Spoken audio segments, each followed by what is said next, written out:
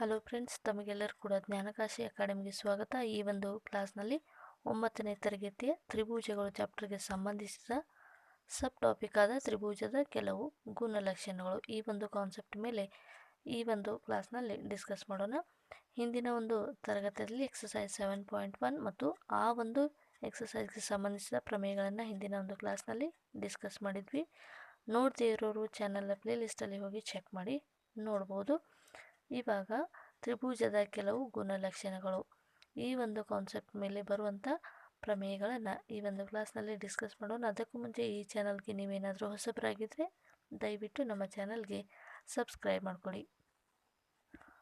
ತ್ರಿಭುಜದ ಗುಣಲಕ್ಷಣಕ್ಕೆ ಸಂಬಂಧಿಸಿದಾಗಿ ಕೆಲವೊಂದು ಬೇಸಿಕ್ ಆಗಿರುವಂಥ ಪ್ರಮೇಯಗಳಿದ್ದಾವೆ. ಈ ಒಂದು ಪ್ರಮೇಯಗಳನ್ನು ಸರಿಯಾಗಿ ತಿಳ್ಕೊಂಡಿದ್ದೆ ಆದಲ್ಲಿ ಇಲ್ಲಿ ಬರುವಂಥ ಪ್ರಾಬ್ಲಮ್ಸ್ಗಳನ್ನು ಅಥವಾ ಥಿಯರಮ್ಸ್ಗಳನ್ನು ನಾವು ಈಸಿಯಾಗಿ ಸಾಲ್ವ್ ಮಾಡ್ಬೋದು. ಇದರ ಒಂದು ಬೇಸ್ ಮೇಲೆ ಮಲ್ಟಿಪಲ್ ಚಾಯ್ಸ್ ಕ್ವಶನ್ಗಳು ಕೂಡ ಬರ್ಬೋದು. ಅದಕ್ಕಾಗಿ ತುಂಬಾ ಇಂಪಾರ್ಟೆಂಟ್ ಆಗಿರುವಂಥ ಇವು ಥಿಯರಮ್ಸ್ಗಳಾಗಿರ್ತವೆ. ಹಾಗಿದ್ರೆ ಮೊದಲೇದಾಗಿ ಥಿಯರಮ್ 7.2 ಅನ್ನು ಡಿಸ್ಕಸ್ ಮಾಡೋಣ. ಏನಂತ ಇದೆ, ಒಂದು ಸಮದ್ವಿಬಾಹು ತ್ರಿಭುಜದಲ್ಲಿ ಸಮಬಾಹುಗಳಿಗೆ ಅಭಿಮುಖ ಬಾಹುಗಳಾಗಿರುವಂತಹ ಕೋನಗಳು ಏನಾಗಿರ್ತವೆ, ಸಮನಾಗಿರ್ತವೆ. ಸಮದ್ವಿಬಾಹು ತ್ರಿಭುಜ ಅಂತಂದರೆ ಏನು? ಒಂದು ತ್ರಿಭುಜದಲ್ಲಿ ಯಾವುದಾದ್ರೂ ಎರಡು ಬಾಹುಗಳು ಸಮಾನವಾಗಿದ್ದರೆ ಆ ಒಂದು ತ್ರಿಭುಜಕ್ಕೆ ಸಮದ್ವಿಬಾಹು ತ್ರಿಭುಜ ಅಂತೇಳಿ ಕರಿತೀವಿ. ಇವಾಗ ಒಂದು ಸಮದ್ವಿಬಾಹು ತ್ರಿಭುಜದಲ್ಲಿ ಸಮಬಾಹುಗಳಿಗೆ ಅಭಿಮುಖವಾಗಿರುವ ಕೋನಗಳು ಏನಾಗಿರ್ತವೆ, ಸಮವಾಗಿರ್ತವೆ. ಇವಾಗ ಎ ಬಿ ಸಿ ಅನ್ನುವಂಥ ಒಂದು ತ್ರಿಭುಜ ಇದೆ. ಇಲ್ಲಿ ಎ ಬಿಗೆ ಎ ಸಿ ಅನ್ನುವಂಥದ್ದು ಸಮನಾಗಿದೆ. ಈ ರೀತಿಯಾಗಿ ಮಾರ್ಕ್ ಮಾಡಿದರೆ ಅವುಗಳು ಸಮಬಾಹುವನ್ನು ಹೊಂದಿರ್ತವೆ. ಅಂದರೆ ಇಲ್ಲಿಯೂ ಕೂಡ 1 ಮಾರ್ಕ್ ಇದೆ, ಇಲ್ಲಿಯೂ ಕೂಡ 1 ಮಾರ್ಕ್ ಇದೆ. ಅಂದರೆ ಈ ಎರಡು ಬಾಹುಗಳು ಏನಾಗಿರ್ತವೆ, ಸಮನಾಗಿದ್ದಾವೆ ಅಂತ ಈ ಒಂದು ಚಿತ್ರದಲ್ಲಿ ತೋರಿಸಿದ್ದಾರೆ. ಹಾಗಾದರೆ ಸಮದ್ವಿಬಾಹು ತ್ರಿಭುಜದ ಸಮಬಾಹುಗಳಿಗೆ ಅಭಿಮುಖವಾಗಿರುವಂಥ ಕೋನಗಳು, ಈಗ ಎ ಬಿಗೆ ಅಭಿಮುಖವಾಗಿರುವಂಥ ಕೋನ ಆ್ಯಂಗಲ್ ಬಿ ಆಗಿದೆ. ಎ ಸಿಗೆ ಅಭಿಮುಖವಾಗಿರುವಂಥ ಕೋನ ಏನಾಗಿರುತ್ತೆ, ಸಿ ಆಗಿದೆ. ಅದಕ್ಕಾಗಿ ಇಲ್ಲಿ ಈ ಆ್ಯಂಗಲ್ ಬಿ ಮತ್ತು ಆ್ಯಂಗಲ್ ಸಿಗಳು ಏನಾಗಿದ್ದಾವೆ, ಸಮನಾಗಿದ್ದಾವೆ ಅಂತ ಪ್ರಮೇಯ ಹೇಳ್ತಾ ಇದೆ. ಒಂದು ಸಮದ್ವಿಬಾಹು ತ್ರಿಭುಜದಲ್ಲಿ ಸಮಬಾಹುಗಳಿಗೆ ಅಭಿಮುಖವಾಗಿರುವಂಥ ಕೋನಗಳೇನಾಗಿರ್ತವೆ, ಸಮನಾಗಿರ್ತವೆ. ಹಾಗಾದರೆ ಈ ಒಂದು ಥಿಯರಮ್ಗೆ ಸಂಬಂಧಿಸಿದ ಹಾಗೆ ಈ ಸಾಧನೆಯನ್ನು ನೋಡ್ತಾ ಹೋಗೋಣ. ಇವಾಗ ತ್ರಿಭುಜ ಎ ಬಿ ಸಿನಲ್ಲಿ ಇದು ಒಂದು ಸಮದ್ವಿಬಾಹು ತ್ರಿಭುಜ ಆಗಿದೆ. ಎ ಬಿಗೆ ಎ ಸಿ ಸಮನಾಗಿದೆ, ಆ್ಯಂಗಲ್ಸ್ ಬಿಗೆ ಆ್ಯಂಗಲ್ ಸಿ ಕೂಡ ಸಮನಾಗಿದೆ ಅಂತ ನಾವಿಲ್ಲಿ ಸಾಧಿಸಬೇಕಾಗಿದೆ. ಹಾಗಾದರೆ ಇಲ್ಲಿ ಆ್ಯಂಗಲ್ ಎನ ಕೋನಾರ್ಧಕವನ್ನು ನಾವು ರಚನೆಯನ್ನು ಮಾಡ್ಕೋಣ. ಇವಾಗ ನಾವು ಹಿಂದಿನ ಒಂದು ಚಿತ್ರದಲ್ಲಿ ಗಮನಿಸಿದ ಹಾಗೆ ಆ್ಯಂಗಲ್ ಎಗೆ ಕೋನಾರ್ಧಕವನ್ನು ರಚನೆಯನ್ನು ಮಾಡ್ಕೋಬೇಕು. ಓಕೆ, ಈ ರೀತಿಯಾಗಿ ಆ್ಯಂಗಲ್ ಎಗೆ ಕೋನಾರ್ಧಕ ಎ ಡಿಯನ್ನು ರಚನೆಯನ್ನು ಮಾಡ್ಕೋಬೇಕು. ಈ ರೀತಿಯಾಗಿ ನಂತರ ಆವಾಗ ಎರಡು ತ್ರಿಭುಜಗಳು ನಮಗೆ ಸಿಗ್ತವೆ, ತ್ರಿಭುಜ ಬಿ ಎ ಡಿ ಮತ್ತು ತ್ರಿಭುಜ ಸಿ ಎ ಡಿ. ಆವಾಗ ಈ ಒಂದು ತ್ರಿಭುಜದಲ್ಲಿ ಎ ಡಿ ಕೋನಾರ್ಧಕವನ್ನು ರಚನೆ ಮಾಡಿದ ಮೇಲೆ ಬಿ ಎ ಡಿ ಮತ್ತು ಎ ಸಿ ಡಿ ಅಥವಾ ಎ ಡಿ ಸಿ ಎನ್ನುವಂಥ ಎರಡು ತ್ರಿಭುಜಗಳು ಸಿಗ್ತವೆ. ಆ ಎರಡು ತ್ರಿಭುಜಗಳಲ್ಲಿ ಎ ಬಿಗೆ ಎ ಸಿ ಸಮನಾಗಿದೆ, ದತ್ತದಲ್ಲಿ ಕೊಟ್ಟಿದ್ದಾರೆ. ತ್ರಿಭುಜ ಆ್ಯಂಗಲ್ ಬಿ ಎ ಡಿಗೆ ಸಮನಾಗಿ ಆ್ಯಂಗಲ್ ಸಿ ಎ ಡಿ ಸಮನಾಗಿರ್ತದೆ. ಯಾಕಂದರೆ ಆ ಒಂದು ಚಿತ್ರದಲ್ಲಿ ನಾವು ರಚನೆಯನ್ನು ಮಾಡ್ಕೊಂಡಿವಿ. ಈ ಎರಡು ತ್ರಿಭುಜಗಳಲ್ಲಿ ಎ ಬಿ ಮತ್ತು ಎ ಡಿಗೆ ಎ ಡಿ ಸಮನಾಗಿರ್ತದೆ. ಯಾಕಂದರೆ ಎರಡು ತ್ರಿಭುಜಗಳಿಗೆ ಸಾಮಾನ್ಯ ಬಾಹು ಎ ಡಿ ಆಗಿರ್ತದೆ. ಹಾಗಾದರೆ ಇಲ್ಲಿ ಬಾಹು ಕೋನ ಬಾಹು ನಿಯಮ ಅನ್ವಯ ಆಗ್ತದೆ. ಆದ್ದರಿಂದ ತ್ರಿಭುಜ ಬಿ ಎ ಡಿ ಸರ್ವಸಮ ತ್ರಿಭುಜ ಸಿ ಎ ಡಿ ಅಂತ ಹೇಳ್ಬೋದು. ಯಾವ ಒಂದು ನಿರ್ಧಾರಕ ಗುಣವನ್ನು ಹೊಂದಿದೆ, ಬಾಹು ಕೋನ ಬಾಹು ನಿಯಮ ನಿರ್ಧಾರಕ ಗುಣವನ್ನು ಹೊಂದಿದೆ. ಹಾಗಾದರೆ ಆ್ಯಂಗಲ್ ಎ ಬಿ ಡಿಗೆ ಸಮನಾಗಿ ಆ್ಯಂಗಲ್ ಸಿ ಎ ಡಿ ಅಂತ ಇದೆ. ಯಾಕಂದರೆ ಸರ್ವಸಮ ತ್ರಿಭುಜದ ಅನುರೂಪ ಕೋನಗಳು ಏನಾಗಿದ್ದಾವೆ, ಸಮನಾಗಿದ್ದಾವೆ. ಆದ್ದರಿಂದ ಆ್ಯಂಗಲ್ ಬಿಗೆ ಆ್ಯಂಗಲ್ ಸಿ ಏನಾಗಿದೆ, ಸಮನಾಗಿದೆ ಅಂತ ಇಲ್ಲಿ ನಾವು ಸಾಧನೆಯನ್ನು ಮಾಡಿದ್ವಿ. ಅದೇ ರೀತಿಯಾಗಿ ಪ್ರಮೇಯ 7.3 ಏನು ಹೇಳುತ್ತೆ ಅಂತ ನಾವು ನೋಡೋದಾದರೆ, ನೆಕ್ಸ್ಟ್ ಮುಂದಿನ ಒಂದು ಪ್ರಮೇಯ ಇದು. ಒಂದು ತ್ರಿಭುಜದಲ್ಲಿ ಸಮಕೋನಗಳಿಗೆ ಅಭಿಮುಖವಾಗಿರುವ ಬಾಹುಗಳು ಸಮನಾಗಿರ್ತವೆ. ಅಂದರೆ ಈಗ ಲಾಸ್ಟಾಗಿ ನೋಡಿದ್ವಲ್ಲ, ಒಂದು ಸಮದ್ವಿಬಾಹು ತ್ರಿಭುಜದ ಸಮಬಾಹುಗಳಿಗೆ ಅಭಿಮುಖವಾಗಿರುವಂಥ ಕೋನಗಳೇನಾಗಿರ್ತವೆ, ಸಮನಾಗಿರ್ತವೆ ಅಂತ ನೋಡಿದ್ವಿ. ಆ ಒಂದು ಪ್ರಮೇಯದ ವಿಲೋಮ ಪ್ರಮೇಯ ಇದಾಗಿರುತ್ತೆ. ಅಂದರೆ ಬಾಹುಗಳಿಂದ ಅಭಿಮುಖ ಕೋನಗಳು ಸಮವಾಗಿದ್ದಾವೆ ಅಂತ ನಾವು ಹೇಳಿದ್ವಿ. ಬಟ್ ಈ ಒಂದು ಪ್ರಮೇಯದಲ್ಲಿ ಏನಾಗುತ್ತೆ, ಕೋನಗಳಿಂದ ಅಭಿಮುಖ ಬಾಹುಗಳು ಸಮನಾಗಿದ್ದಾವೆ ಅಂತ ನಾವು ಇಲ್ಲಿ ಹೇಳ್ತಾ ಇದ್ದೀವಿ. ಅದಕ್ಕಾಗಿ ಇದನ್ನು ವಿಲೋಮ ಪ್ರಮೇಯ ಅಂತ ಹೇಳಿ ಕರೀಬಹುದು. ಒಂದು ತ್ರಿಭುಜದಲ್ಲಿ ಅಥವಾ ಅನ್ನೋಕ್ಕಿಂತಲೂ ಒಂದು ಸಮದ್ವಿಬಾಹು ತ್ರಿಭುಜದಲ್ಲಿ ಅಂತ ಕೂಡ ಕರೀಬೋದು. ಒಂದು ಸಮದ್ವಿಬಾಹು ತ್ರಿಭುಜದಲ್ಲಿ ಸಮಕೋನಗಳಿಗೆ ಅಭಿಮುಖವಾಗಿರುವಂತಹ ಬಾಹುಗಳು ಸಮನಾಗಿರ್ತವೆ ಅಂತ ಇಲ್ಲಿ ಪ್ರಮೇಯ ಇದೆ. ಹಾಗಾದರೆ ಈ ಒಂದು ಪ್ರಮೇಯ ಏನಾಗುತ್ತೆ ಅಂದರೆ ಕೋನ ಬಾಹು ಕೋನ ಸರ್ವಸಮತೆಯ ನಿಯಮವನ್ನು ಹೊಂದತ್ತೆ. ಯಾಕಪ್ಪ ಅಂದರೆ ಇಲ್ಲಿ ಅಭಿಮುಖ ಕೋನಗಳು ಎರಡು. ಇವಾಗ ನೋಡಿ, ಕೋನ ಬಾಹು ಕೋನ, ಕೋನ ಬಾಹು ಕೋನ. ಈಗ ನೋಡಿ, ಈಗ ಎ ಬಿ ಸಿ ಅನ್ನುವಂಥ ಒಂದು ಸಮದ್ವಿಬಾಹು ತ್ರಿಭುಜ ಇದೆ. ಎ ಡಿ ಅನ್ನೋದನ್ನು ನಾವು ರಚನೆ ಮಾಡ್ಕೊಂಡ್ವಿ, ಎ ಅನ್ನುವಂಥ ಕೋನಾರ್ಧಕವನ್ನು ರಚನೆ ಮಾಡ್ಕೊಂಡ್ವಿ. ಆವಾಗ ಎ ಬಿ ಡಿ ಮತ್ತು ಎ ಡಿ ಸಿ ಅನ್ನುವಂಥ ಎರಡು ತ್ರಿಭುಜಗಳು ಸಿಗ್ತವೆ. ಅಂದಾಗ ಎದ ಕೋನಾರ್ಧಕ ಅಂದಾಗ ಇಲ್ಲಿ ಬಿ ಎ ಡಿ ಮತ್ತು ಸಿ ಎ ಡಿ ಎರಡು ಕೋನಗಳು ಏನಾಗಿರ್ತವೆ, ಸಮನಾಗಿರ್ತವೆ. ಹೌದಲ್ವ? ಆದ್ದರಿಂದ ಈ ಎರಡು ತ್ರಿಭುಜಗಳಲ್ಲಿ ಆ್ಯಂಗಲ್ ಬಿ ಎ ಡಿ ಮತ್ತು ಆ್ಯಂಗಲ್ ಸಿ ಎ ಡಿ ಎರಡು ಕೂಡ ಸಮನಾಗಿರ್ತವೆ. ಅದೇ ರೀತಿಯಾಗಿ ಎ ಡಿ ಕೋನಾರ್ಧಕವನ್ನು ರಚನೆ ಮಾಡಿದ ಮೇಲೆ ಎ ಡಿಯು ಬಿ ಸಿಯ ಲಂಬವಾಗಿದೆ. ಆದ್ದರಿಂದ ಇಲ್ಲಿ ಎರಡು ಲಂಬಕೋನ ತ್ರಿಭುಜಗಳಿದ್ದಾವೆ. ಈ ಎರಡು ತ್ರಿಭುಜಗಳಲ್ಲಿ ಎರಡು ಕೋನಗಳೇನಾಗಿದ್ದಾವೆ, ಸಮನಾಗಿದ್ದಾವೆ. ಅದೇ ರೀತಿಯಾಗಿ ಎರಡು ತ್ರಿಭುಜಗಳಲ್ಲಿ ಸಾಮಾನ್ಯ ಬಾಹು ಎ ಡಿ ಆಗಿದೆ. ಆದ್ದರಿಂದ ಈ ಎರಡು ತ್ರಿಭುಜಗಳು ಅಂದರೆ ಈ ಒಂದು ಸಮದ್ವಿಬಾಹು ತ್ರಿಭುಜವನ್ನು ನೋಡಿದಾಗ, ಈ ಒಂದು ಸಮದ್ವಿಬಾಹು ತ್ರಿಭುಜದಲ್ಲಿ ನಾವು ಎರಡು ಕೋನವನ್ನು ರಚನೆ ಮಾಡ್ಕೊಂಡಾಗ ತ್ರಿಭುಜ ಎ ಬಿ ಡಿ ಮತ್ತು ತ್ರಿಭುಜ ಎ ಡಿ ಸಿಗಳಲ್ಲೂ ಏನಾಗ್ತವೆ, ಕೋನ ಬಾಹು ಕೋನ ನಿರ್ಧಾರಕ ಗುಣವನ್ನು ಈ ಒಂದು ಸಮದ್ವಿಬಾಹು ತ್ರಿಭುಜ ಸ್ಯಾಟಿಸ್ಫೈ ಮಾಡೋದ್ರಿಂದ ಈ ಒಂದು ಪ್ರಮೇಯದಲ್ಲಿ ಸಮಕೋನಗಳಿಗೆ ಅಭಿಮುಖವಾಗಿರುವಂಥ ಬಾಹುಗಳೇನಾಗಿರ್ತವೆ, ಸಮನಾಗಿರ್ತವೆ ಅಂತ ನಾವು ಇಲ್ಲಿ ಹೇಳ್ಬೋದು.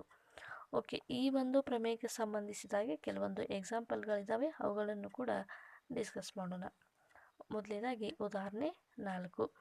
ತ್ರಿಭುಜ ಎ ಬಿ ಸಿಯಲ್ಲಿ ಎ ಡಿಯು ಆ್ಯಂಗಲ್ ಎನ ಕೋನಾರ್ಧಕ ಮತ್ತು ಬಿ ಸಿಗೆ ಲಂಬವಾಗಿದೆ. ತ್ರಿಭುಜ ಎ ಬಿ ಸಿ ಸಮದ್ವಿಬಾಹು ತ್ರಿಭುಜ ಮತ್ತು ಎ ಬಿಗೆ ಎ ಸಿ ಸಮ ಎಂದು ತೋರಿಸಿ ಎನ್ನುವಂಥದ್ದು ಪ್ರಶ್ನೆಯಾಗಿದೆ. ಇದೇ ಒಂದು ತ್ರಿಭುಜವನ್ನು ನೋಡಿ, ತ್ರಿಭುಜ ಎ ಬಿ ಸಿನಲ್ಲಿ ಎ ಡಿಯು ಆ್ಯಂಗಲ್ ಎನ ಕೋನಾರ್ಧಕವಾಗಿದೆ. ಬಿ ಸಿ ಎನ್ನುವಂಥದ್ದು ಬಿ ಸಿಗೆ ಆ್ಯಂಗಲ್ ಎ ಏನಾಗಿದೆ, ಲಂಬಾರ್ಧಕವಾಗಿದೆ. ಆದ್ದರಿಂದ ತ್ರಿಭುಜ ಎ ಬಿ ಸಿ ಸಮದ್ವಿಬಾಹು ತ್ರಿಭುಜ ಅಂತ ಸಾಧನೆ ಮಾಡಿ, ಅದೇ ರೀತಿಯಾಗಿ ಎ ಬಿಗೆ ಎ ಸಿ ಸಮನಾಗಿದೆ ಅಂತ ಸಾಧನೆ ಮಾಡಿ ಅನ್ನುವಂಥದ್ದು ಪ್ರಶ್ನೆಯಾಗಿದೆ. ಓಕೆ, ಇವಾಗ ತ್ರಿಭುಜ ಎ ಬಿ ಡಿ ಮತ್ತು ತ್ರಿಭುಜ ಎ ಸಿ ಡಿಗಳಲ್ಲಿ angle B A D is equal to angle C A D ಆಗಿದೆ. ಯಾಕಂದರೆ ದತ್ತದಲ್ಲಿ ಕೊಟ್ಟಿದ್ದಾರೆ. ಎ ಡಿಗೆ ಎ ಡಿ ಸಮನಾಗಿದೆ, ಯಾಕಂದರೆ ಈ ಎರಡು ತ್ರಿಭುಜಗಳಲ್ಲಿ ಎ ಡಿ ಸಾಮಾನ್ಯ ಬಾಹು ಆಗಿದೆ. ಆ್ಯಂಗಲ್ ಎ ಡಿ ಬಿ ಮತ್ತು angle A D C 90 degree ಆಗಿದೆ. ಇದು ದತ್ತದಲ್ಲಿ ಕೊಟ್ಟಿದ್ದಾರೆ. ಆದ್ದರಿಂದ ತ್ರಿಭುಜ ಎ ಬಿ ಡಿ ಸರ್ವಸಮ ತ್ರಿಭುಜ ಎ ಸಿ ಡಿ ಆಗಿದೆ. ಯಾಕಂದರೆ ಕೋನ ಬಾಹು ಕೋನ ನಿಯಮವನ್ನು ಹೊಂದಿದೆ. ಅದೇ ರೀತಿಯಾಗಿ A B is equal to A C ಇದೆ. ಯಾಕಂದರೆ ಸಮರೂಪ ತ್ರಿಭುಜದ ಅನುರೂಪ ಭಾಗಗಳು ಸಮನಾಗಿದ್ದಾವೆ. ಆದ್ದರಿಂದ ತ್ರಿಭುಜ ಎ ಬಿ ಸಿ ಒಂದು ಸಮದ್ವಿಬಾಹು ತ್ರಿಭುಜ ಅಂತ ಕೂಡ ಹೇಳ್ಬೋದು. ಈ ಒಂದು ಉದಾಹರಣೆ 7.3 ಅಂದರೆ 7.3 ಸಮಕೋನಗಳಿಗೆ ಅಭಿಮುಖವಾಗಿರುವಂಥ ಬಾಹುಗಳು ಸಮನಾಗಿರ್ತವೆ ಎನ್ನುವಂಥ ಪ್ರಮೇಯನ ಸಾಧನೆ ಕೂಡ ಇದಾಗಿರುತ್ತೆ ಅಂತ ನಾವಿಲ್ಲಿ ಹೇಳ್ಬೋದು. ನೆಕ್ಸ್ಟ್ ಉದಾಹರಣೆ 5 ನೋಡೋಣ. ಉದಾಹರಣೆ 5. ತ್ರಿಭುಜ ಎ ಬಿ ಸಿ. ತ್ರಿಭುಜ ಎ ಬಿ ಸಿಯಲ್ಲಿ ಎ ಬಿ ಮತ್ತು ಎ ಸಿ ಸಮಬಾಹುಗಳ ಮಧ್ಯಬಿಂದುಗಳು ಇ ಮತ್ತು ಎಫ್ಗಳು ಆಗಿವೆ. ಆದ್ದರಿಂದ B F is equal to C E ಎಂದು ತೋರಿಸಿ. ಇದು ತುಂಬಾ ಇಂಪಾರ್ಟೆಂಟ್ ಆಗಿರುವಂಥ ಒಂದು ಪ್ರಶ್ನೆಯಾಗಿದೆ. ಸುಮಾರು ಸಾರಿ ಎಕ್ಸಾಮ್ನಲ್ಲಿ ಈ ಒಂದು ಪ್ರಶ್ನೆಯನ್ನು ಕೇಳಿದ್ದಾರೆ. ಆದ್ದರಿಂದ ಇಂಪಾರ್ಟೆಂಟ್ ಕ್ವಶನ್ ಆಗಿದೆ. ಸೊ ಇವಾಗ ನೋಡಿ, ಈ ಒಂದು ತ್ರಿಭುಜದಲ್ಲಿ ಇದು ಒಂದು ಸಮದ್ವಿಬಾಹು ತ್ರಿಭುಜ ಇದೆ. ಈ ಒಂದು ತ್ರಿಭುಜದಲ್ಲಿ ಎ ಬಿ ಮತ್ತು ಎ ಸಿಗಳ ಮಧ್ಯಬಿಂದು ಇ ಮತ್ತು ಎಫ್ಗಳಾದರೆ ಇ ಸಿ ಇ ಮತ್ತು ಬಿ ಎಫ್ಗಳು ಸಮ ಅಂತ ನಾವು ತೋರಿಸಬೇಕಾಗಿದೆ. ಸೊ ಇವಾಗ ನೋಡಿ, ಪರಿಹಾರವನ್ನು ನೋಡಿದಾಗ ತ್ರಿಭುಜ ಎ ಬಿ ಎಫ್, ತ್ರಿಭುಜ ಎ ಬಿ ಎಫ್, ಅದೇ ರೀತಿಯಾಗಿ ತ್ರಿಭುಜ ಎ ಸಿ ಇ, ತ್ರಿಭುಜ ಎ ಸಿ ಇ ನೋಡಿ, A B F, A E C, ಈ ಎರಡು ತ್ರಿಭುಜಗಳಲ್ಲಿ ನಾವು ನೋಡಬೇಕಾಗಿದೆ. ಇಲ್ಲಿ ನೋಡಿ, ಎ ಬಿಗೆ ಎ ಸಿ ಸಮನಾಗಿದೆ, ಎ ಬಿಗೆ ಎ ಸಿ ಸಮನಾಗಿದೆ. ಯಾಕಂದರೆ ಇದನ್ನು ದತ್ತದಲ್ಲಿ ಕೊಟ್ಟಿದ್ದಾರೆ, ಅಂದರೆ ಪ್ರಶ್ನೆಯಲ್ಲಿ ಕೊಟ್ಟಿದ್ದಾರೆ. ಆದ್ದರಿಂದ ಈ ಎರಡು ತ್ರಿಭುಜಗಳಲ್ಲಿ ಆ್ಯಂಗಲ್ ಎ ಏನಾಗಿದೆ, ಸಾಮಾನ್ಯ ಕೋನ ಆಗಿದೆ. ಈ ಎರಡು ತ್ರಿಭುಜಗಳಿಗೆ ಆ್ಯಂಗಲ್ ಎ ಏನಾಗಿದೆ, ಸಾಮಾನ್ಯ ಕೋನ ಆಗಿದೆ. ಆದ್ದರಿಂದ ಎ ಇ ಮತ್ತು ಎ ಎಫ್, ಎ ಇ ಮತ್ತು ಎ ಎಫ್ಗಳು ಏನಾಗಿದ್ದಾವೆ ಅಂದರೆ, ಇವಾಗ ಎ ಬಿ ಮತ್ತು ಎ ಸಿಗಳು ಸಮಬಾಹುಗಳಿದ್ದಾವೆ. ಇವುಗಳ ಮಧ್ಯಬಿಂದು ಇ ಮತ್ತು ಎಫ್ಗಳಾಗಿವೆ. ಆದ್ದರಿಂದ ಇವು ಈ ಒಂದು ಬಾಹುವನ್ನು ಸಮಾನವಾಗಿ ಅರ್ಧಿಸೋದ್ರಿಂದ ಎಗೆ ಎ ಎಫ್ ಕೂಡ ಸಮನಾಗಿರ್ತದೆ. ಆದ್ದರಿಂದ ಸಮಬಾಹುಗಳ ಅರ್ಧಗಳು ಅಂತ ಕೊಟ್ಟಿದ್ದಾರೆ. ಆದ್ದರಿಂದ ತ್ರಿಭುಜ ಎ ಬಿ ಎಫ್, ತ್ರಿಭುಜ ಎ ಇ ಸಿಗಳು ಏನಾಗಿದ್ದಾವೆ, ಸರ್ವಸಮವನ್ನು ಹೊಂದಿದ್ದಾವೆ. ಯಾವ ಒಂದು ನಿಯಮವನ್ನು ಹೊಂದುತ್ತೆ ಅಂತ ನೋಡೋದಾದರೆ ಬಾಹು ಕೋನ ಬಾಹು. ಇವಾಗ ಇಲ್ಲಿ ನೋಡಿ, ಬಾಹು ಕೋನ ಬಾಹು ಸರ್ವಸಮತೆಯ ನಿಯಮನ ಹೊಂದಿರೋದ್ರಿಂದ ಈ ಎರಡು ತ್ರಿಭುಜಗಳು ಸರ್ವಸಮ ಅಂತ ನಾವು ಇಲ್ಲಿ ಹೇಳ್ಬೋದು. ಇಲ್ಲಿ ನಮಗೇನನ್ನು ಸಾಧನೆ ಮಾಡಿ ಅಂದಿದ್ರು, ಬಿ ಎಫ್ಗೆ ಸಿ ಎಫ್ ಕೂಡ ಸಮನಾಗಿರ್ತದೆ, ಬಿ ಎಫ್ಗೆ ಸಿ ಎಫ್ ಕೂಡ ಸಮನಾಗಿರ್ತದೆ. ಯಾಕಂದರೆ ಇವಾಗ ಎ ಬಿ ಎಫ್ ಮತ್ತು ಎ ಇ ಸಿ ಎರಡು ಸರ್ವಸಮ ತ್ರಿಭುಜಗಳಾದರೆ ಸರ್ವಸಮ ತ್ರಿಭುಜದ ಅನುರೂಪ ಭಾಗಗಳು ಏನಾಗಿರಬೇಕು, ಸಮನಾಗಿರಬೇಕು. ಆದ್ದರಿಂದ ಆ ಒಂದು ನಿಯಮವನ್ನು ಈ ಎರಡು ಬಾಹುಗಳು ಹೊಂದೋದ್ರಿಂದ ಬಿ ಎಫ್ಗೆ ಸಿ ಇ ಕೂಡ ಸಮನಾಗಿ ಇರ್ತದೆ. ನೆಕ್ಸ್ಟ್ 6ನೇ ಪ್ರಶ್ನೆ, ಸಮದ್ವಿಬಾಹು ತ್ರಿಭುಜ ಎ ಬಿ ಸಿಯಲ್ಲಿ, ಇವಾಗ ಎ ಬಿ ಸಿ ಸಮದ್ವಿಬಾಹು ತ್ರಿಭುಜದಲ್ಲಿ ಎ ಬಿಗೆ ಸಮನಾಗಿ ಎ ಸಿ ಇದೆ. A B is equal to A C. ಆದ್ದರಿಂದ ಬಿ ಎ ಮೇಲೆ ಬಿ ಇ, ಬಿ ಸಿ ರೇಖೆಯ ಮೇಲೆ B E is equal to C D ಆಗಿದೆ. B E is equal to C D ಆಗುವಂತೆ ಡಿ ಮತ್ತು ಇ ಬಿಂದುಗಳಿಗಿವೆ. ಆದ್ದರಿಂದ A D equal to A E ಎಂದು ತೋರಿಸಿ. ಇವಾಗ ಸಮದ್ವಿಬಾಹು ತ್ರಿಭುಜ ಇದೆ, ಎ ಬಿಗೆ ಎ ಸಿ ಸಮನಾಗಿದೆ. ಈ ಒಂದು ಬಿ ಸಿ ರೇಖೆಯ ಮೇಲೆ ಬಿ ಇಂದ ನೋಡಿ, ಬಿ ಇಗೆ ಸಮನಾಗಿ ಡಿ ಸಿ ಇದೆ, ಬಿ ಇಗೆ ಸಮನಾಗಿ ಡಿ ಸಿ ಆಗುವಂತೆ ಡಿ ಮತ್ತು ಎಫ್ಗಳು ಬಿಂದುಗಳಿವೆ. ಹಾಗಾದರೆ ಇಲ್ಲಿ A D is equal to A E ಎಂದು ತೋರಿಸಿ ಎನ್ನುವಂಥದ್ದು ಪ್ರಶ್ನೆಯಾಗಿದೆ. ಸೊ ಇವಾಗ ನೋಡೋಣ ಸೊಲ್ಯೂಷನನ್ನು. ತ್ರಿಭುಜ ಎ ಬಿ ಡಿ, ತ್ರಿಭುಜ ಎ ಬಿ ಡಿ ಮತ್ತು ತ್ರಿಭುಜ ಎ ಸಿ ಇಗಳಲ್ಲಿ ಇವಾಗ ಈ ಎರಡು ತ್ರಿಭುಜಗಳನ್ನು ನಾವು ಕನ್ಸಿಡರ್ ಮಾಡಬೇಕು. ಎ ಬಿ ಡಿ ಮತ್ತು ಎ ಇ ಸಿ ಈ ಎರಡು ತ್ರಿಭುಜಗಳನ್ನು ಕನ್ಸಿಡರ್ ಮಾಡಿದಾಗ A B is equal to A C ಆಗಿದೆ. ಯಾಕಂದರೆ ದತ್ತದಲ್ಲಿ ಕೊಟ್ಟಿದ್ದಾರೆ. ಇಲ್ಲಿ ಆ್ಯಂಗಲ್ ಬಿ ಆ್ಯಂಗಲ್ ಸಿ ಸಮನಾಗಿರ್ತದೆ. ಯಾಕಂದರೆ ಸಮದ್ವಿಬಾಹು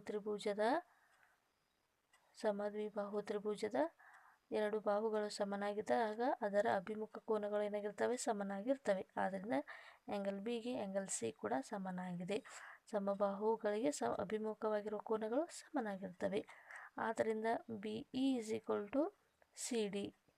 ಆದರೆ B E is equal to C D ಅಂತ ನಾವು ಮಾಡಬೇಕಾದ್ರೆ ಇವಾಗ ಏನು ಮಾಡಬೇಕಂದ್ರೆ ಬಿ ಇಯಲ್ಲಿ ಡಿ ಯನ್ನು ಮೈನಸ್ ಮಾಡಬೇಕು. ಓಕೆ, ನೆಕ್ಸ್ಟ್ ನೋಡಿ, ಸಿ ಡಿಯಲ್ಲಿ ಡಿ ಯನ್ನು ಮೈನಸ್ ಮಾಡಬೇಕು. ಆವಾಗ ಏನು ಬರುತ್ತೆ, B E is equal to C D ಬರುತ್ತೆ. B E is equal to C D ಬರುತ್ತೆ. ಯಾವಾಗ ಬಿ ಇಯಲ್ಲಿ ಡಿ ಇಯನ್ನು ಮೈನಸ್ ಮಾಡಬೇಕು, ಅದೇ ರೀತಿಯಾಗಿ ಸಿ ಡಿಯಲ್ಲಿ ಡಿ ಇಯನ್ನು ಮೈನಸ್ ಮಾಡಬೇಕು. ಆವಾಗ ಏನು ಬರುತ್ತೆ, B D is equal to C E ಅಂತ ಬರುತ್ತೆ. ಇವಾಗ ನಮಗೆ ಬೇಕಾಗಿರೋದು B D is equal to C E ಅಂತ ತಗೋಬೇಕು. ಆವಾಗ ಏನಾಗುತ್ತೆ, ಬಿ ಇಯಲ್ಲಿ ಡಿ ಇಯನ್ನು ಮೈನಸ್ ಮಾಡಬೇಕು. ನಂತರ ಡಿ ಸಿಯಲ್ಲಿ ಸಿ ಇಯನ್ನು ಮೈನಸ್ ಮಾಡಿದಾಗ ನಮಗೆ B D equal to C E ಅಂತ ಬರುತ್ತೆ. ಇದನ್ನು ಸಮೀಕರಣ 3 ಅಂತ ಕರೀರಿ. ಇವಾಗ ತ್ರಿಭುಜ ಎ ಬಿ ಡಿ ಸರ್ವಸಮ ತ್ರಿಭುಜ ಎ ಸಿ ಇ ಆಗುತ್ತೆ, ತ್ರಿಭುಜ ಎ ಸಿ ಆಗುತ್ತೆ. ಯಾಕಂದರೆ ಇವಾಗ ಎಲ್ಲ 3 ಸಮೀಕರಣವನ್ನು ನೋಡಿದಾಗ ಬಾಹು ಕೋನ ಬಾಹು ನಿಯಮ ಈ ಎರಡು ತ್ರಿಭುಜಗಳು ಅನ್ವಯ ಮಾಡ್ತವೆ. ಯಾಕಂದರೆ ಇವಾಗ ನೋಡಿ, ಆ್ಯಂಗಲ್ ಈ ಒಂದು ಆ್ಯಂಗಲ್ ಬಾಹು ಬಾಹು ಕೋನ. ಓಕೆ, ಬಾಹು ಕೋನ ಬಾಹು, ಬಾಹು ಕೋನ ಬಾಹು. ಈ ಒಂದು ಸರ್ವಸಮತೆ ನಿಯಮವನ್ನು ಈ ಎರಡು ತ್ರಿಭುಜಗಳು ಸ್ಯಾಟಿಸ್ಫೈ ಮಾಡೋದ್ರಿಂದ ಈ ಎರಡು ತ್ರಿಭುಜಗಳು ಸರ್ವಸಮ ಅಂತ ಹೇಳ್ಬೋದು. ನೆಕ್ಸ್ಟ್ ಏನನ್ನು ಸಾಧನೆ ಮಾಡುವಂದಿದ್ರು? A D is equal to A ಈ ಸಾಧನೆಯನ್ನು ಮಾಡಿದರು. ಈ ಎರಡು ತ್ರಿಭುಜಗಳು ಸರ್ವಸಮ ಆದರೆ ಸರ್ವಸಮ ತ್ರಿಭುಜದ ಅನುರೂಪ ಭಾಗಗಳು ಏನಾಗಿರ್ತವೆ? ಸಮನಾಗಿರ್ತವೆ. ಆದ್ದರಿಂದ A D is equal to A E ಆಗಿದೆ ಅಂತ ನಾವಿಲ್ಲಿ ಪರಿಹಾರವನ್ನು ಹೇಳ್ಬೋದು. ಸೊ ಫ್ರೆಂಡ್ಸ್, ತ್ರಿಭುಜದ ಕೆಲವು ಪ್ರಮುಖ ಗುಣಲಕ್ಷಣಕ್ಕೆ ಸಂಬಂಧಿಸಿದ ಪ್ರಮೇಯಗಳು ಮತ್ತು ಉದಾಹರಣೆಗಳು ಈ ರೀತಿಯಾಗಿದ್ದವು. ಈ ಒಂದು ಪ್ರಮೇಯಕ್ಕೆ ಸಂಬಂಧಿಸಿದ ಎಕ್ಸಸೈಸ್ 7.2 ಮುಂಬರುವ ಕ್ಲಾಸ್ನಲ್ಲಿ ನಾವು ಡಿಸ್ಕಸ್ ಮಾಡೋಣ. ಅಲ್ಲಿವರೆಗೂ ನಮ್ಮ ಚಾನಲ್ ವೀಕ್ಷಣೆ ಮಾಡ್ತಾಯಿರಿ. Thank you so much.